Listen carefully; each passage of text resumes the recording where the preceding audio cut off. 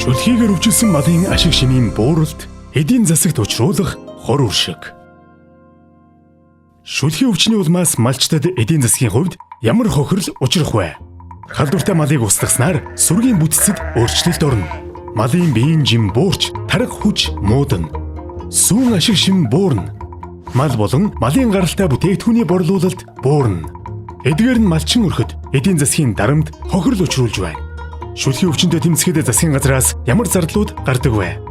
Вакцин болон түүнтэй холбоотой зардал, өвчний оншилгооны зардал, хорио цээр тогтоох, халдвар гүйтэл хийх зардал, өвчлсөн мал амьтныг устгах зардал, устгасан малын нөхөн олгомор олгох зардал, ажиллах хүчний зардлууд.